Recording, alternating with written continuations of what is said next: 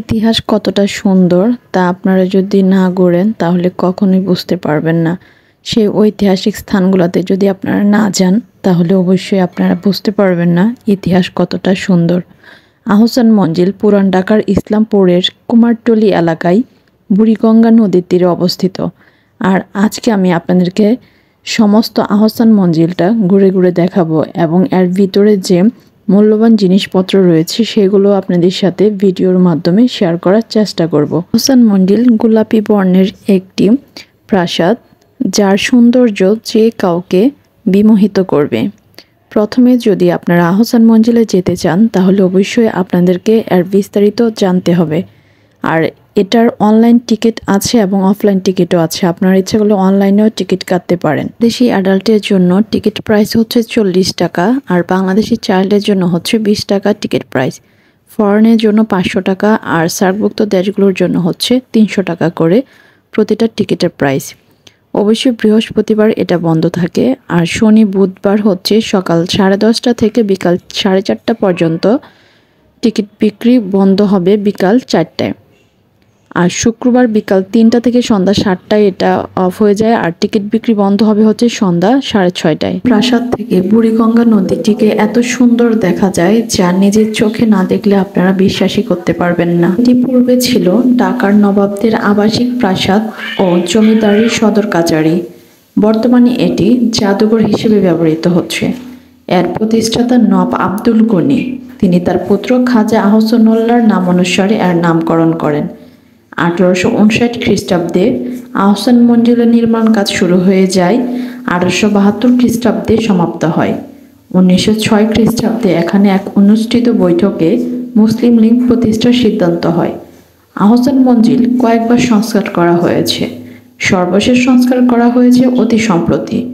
এখন এটি বাংলাদেশ জাতীয় জাদুঘর কর্তৃক পরিচালিত একটি জাদুঘর। অষ্টাদশ শতাব্দীর মাঝামাঝি সময়ে জামালপুর পরগনার জমিদার শেখ এনায়েতুল্লাহ হোসেন মঞ্জিলের বর্তমান স্থানে রংমহল নামে একটি প্রমোদ ভবন তৈরি করেন।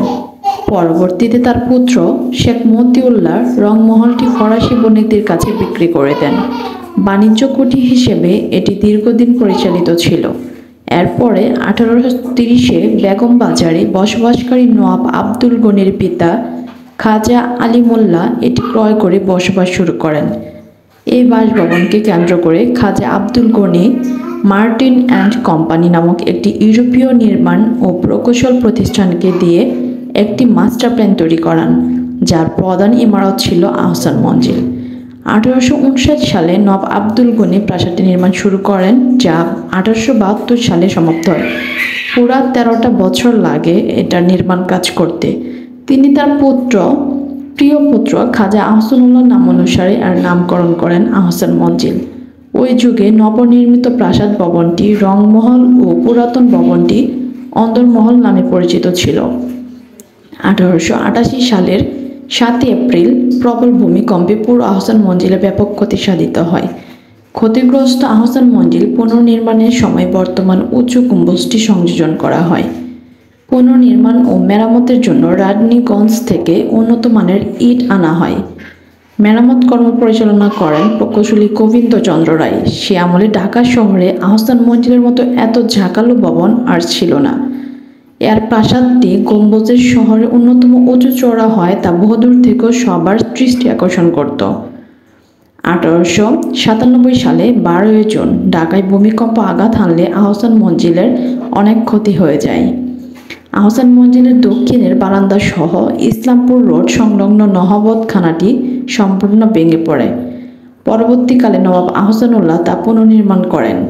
1952 সালে জমিদারি উচ্ছেদ আইনের আওতায় ঢাকা নওয়াব এস্টেট সরকার অধিগ্রহণ করে, কিন্তু নওয়াবদের আবাসিক ভবন আহসান মঞ্জিল এবং বাগানবাড়ি সমূহ অধিগ্রহণের বাইরে থাকে।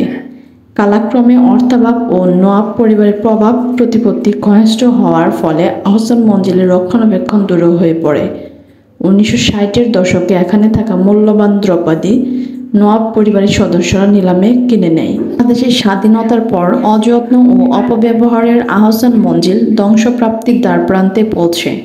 এমত অবস্থায় 1974 সালে ঢাকা নওয়াব পরিবারের উত্তরসূরিরা আহসান মঞ্জিল প্রাসাদ নিলামে বিক্রি করার সিদ্ধান্ত নেন। সরকারের ভূমি প্রশাসন মন্ত্রণালয়ের পক্ষে নিলাম বিক্রির প্রস্তাবটি চূড়ান্ত অনুমোদনের জন্য তৎকালীন প্রধানমন্ত্রী শেখ মুজিবুরের কাছে পেশ করা হয়। কিন্তু শেখ মুজিব আহসান মঞ্জিলের স্থাপত্য সৌন্দর্য ও ঐতিহাসিক গুরুত্ব উপলব্ধি করে 1974 সালের 2রা নভেম্বর এটি নিলামে বিক্রির প্রস্তাব নাকচ করে দেয়। এর পরের পার্ট অতি শীঘ্রই আপনাদের মাঝে নিয়ে আসবো এবং এই জাদুঘরে কী কী জিনিসপত্র রাখা আছে সব আপনাদের সাথে শেয়ার করব। আশা করি আপনারা ভিডিওটা পুরো দেখবেন। ধন্যবাদ সবাইকে।